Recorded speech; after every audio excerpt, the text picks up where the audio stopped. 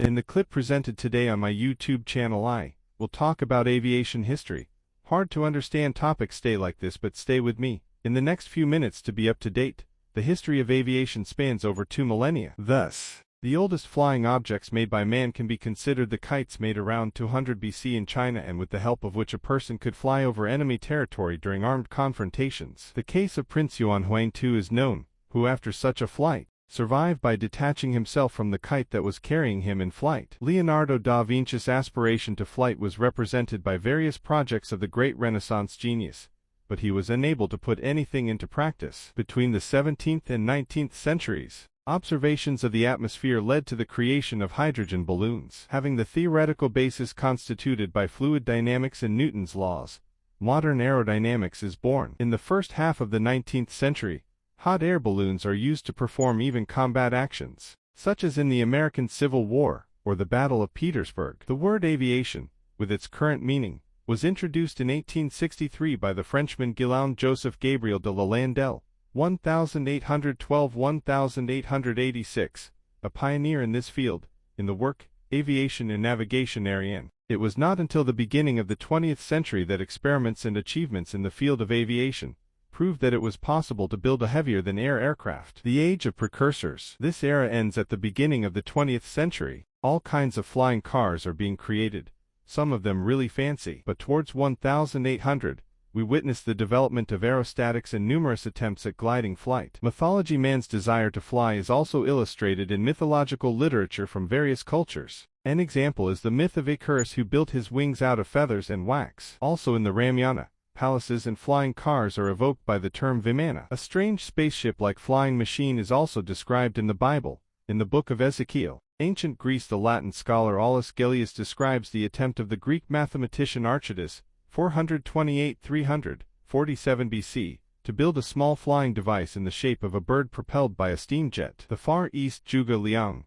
180–230 AD. HR, is credited with building the first flying lanterns, a sort of forerunner of hot air balloons. They were shaped like a paper bag with the opening down, inside which was a lantern that warmed the air inside. During the war, they were intended to scare the enemy. Later, these lanterns expanded, but more for religious displays, in no case for human flight. Around 400 BC, a kind of propeller-driven flying vehicles appeared, bamboo helicopter, or in Japanese, Tuctonbo. These were reconsidered to millennia later by George Cayley. Yuan Huang II, the son of Emperor Yuan Lang, manages to build a kind of kite large enough to fly from a tower. Medieval Europe. In the 9th century, the Arab scholar Abbas ibn Firnas builds a glider with which he flies over the hill of Jabal al-Aris. Trying to return to the place of departure, he crashes and injures himself. From here he comes to the conclusion that the aircraft had to be equipped with a tail, which would have played a role in maintaining balance and stabilizing the direction. Between the year 1000 and 1010,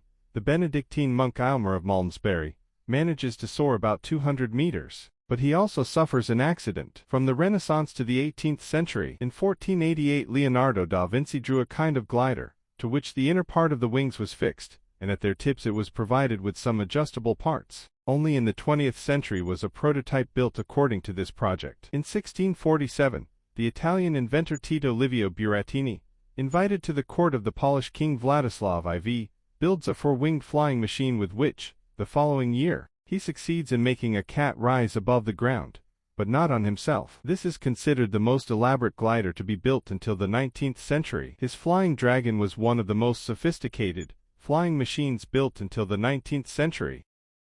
All of Leonardo's flying machine designs had as their main part wing systems, whose movement provided lift. Moreover, Robert Hooke proved in 1655 the impossibility of human flight without a motor-driven apparatus. In 1670, Francesco Lana de Truzzi published a paper suggesting that flight was possible with lighter-than-air devices. He built a flying machine containing some copper spheres in which a vacuum was created, but the attempt failed because atmospheric air pressure would damage the spheres. 18th century. In 1709, Bartolomeu de Gusmo petitioned King John V of Portugal for financial aid for a flying machine, which was never tested. However, he manages to build a hot air balloon with which he flies on August 8, 1709. In 1738, Daniel Bernoulli formulated the principle of conservation of energy in the case of fluids, which would bear his name, Bernoulli's equation. which expresses the interdependence between pressure and velocity in the fluid and which would become one of the theoretical bases of flight mechanics. On November 21, 1783,